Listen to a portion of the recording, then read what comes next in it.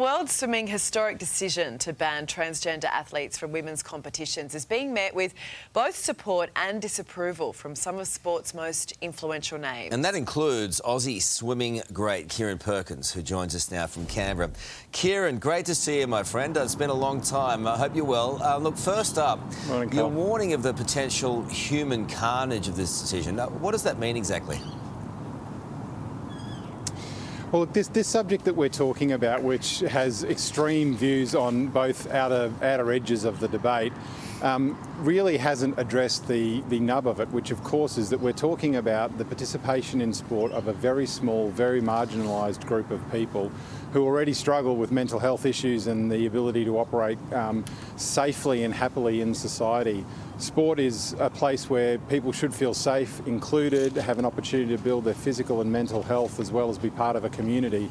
And making blunt choices like this is actually creating exactly the opposite outcome. So are you worried then that this decision is going to filter down to, say, like local sporting clubs?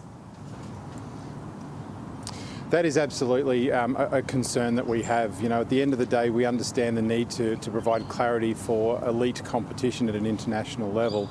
But unfortunately, a lot of people have grasped onto the blunt measure which FINA's taken and now, of course, trying to have that same debate and push that down into the community level sport, which, let's be honest, is 99.9% of all people in the world who participate. And it isn't appropriate, and I do think that an international body like FINA needs to be able to have a nuanced dialogue and really lead an open and inclusive conversation in this, and not lead with a brick bat and an absolute definitive black and white outcome, and then hope that the rest of the world can have an open debate behind that.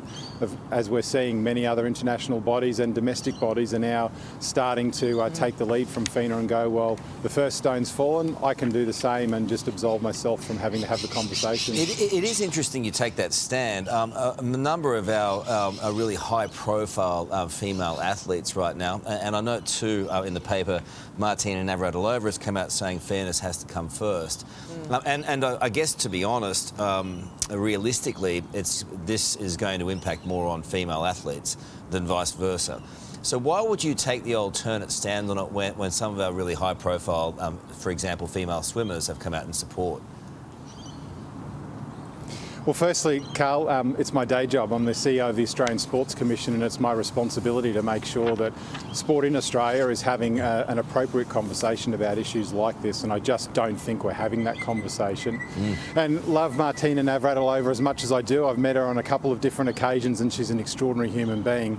But I really struggle with any conversation that is reduced to a comment of fairness. I think that anyone that can give you a direct and clear indication of what they believe fairness is has automatically decided to ignore the views of other people. And we need to set fairness aside for a minute and actually have a real conversation about what is sport trying to achieve, what is sport's role in society, and how do we then make sure that we deliver on that while ensuring that those people who are competing for sheep stations at international level are given the opportunity to be rewarded for their efforts appropriately. See, I'm not sure if you can actually put fairness aside when you're talking about this issue. So are you saying that transgender athletes should be able to compete in women's events at an elite level? I'm saying that I think we need to have a far more elegant solution to just excluding people. I mean, one of the things that's really fascinating to me as an observation is that FINA's made this decision because we seem to have these people that are suggesting that there's a wave of transgender athletes that are looking to take over elite sport. I've even heard athletes compare it to the systemic doping that occurred in East Germany in the 70s. As far as I'm aware, there is one athlete globally who has currently suggested that they'd like the opportunity to compete for their country. So we've come down and completely marginalised an entire community of people globally on the basis of one athlete's intent globally.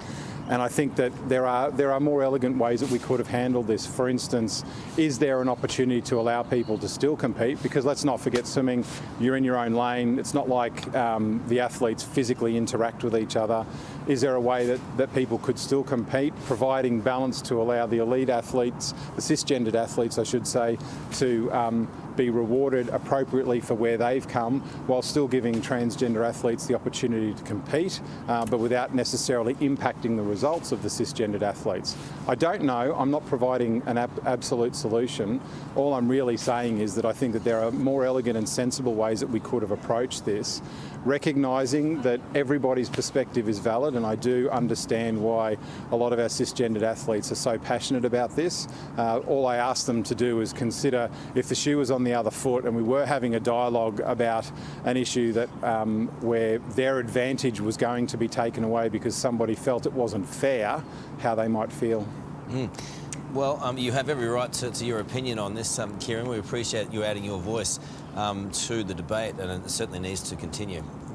Good on you. Thanks for being with us Kieren. this morning. Appreciate it. And let us know if you agree with Kieren or you're opposed to it.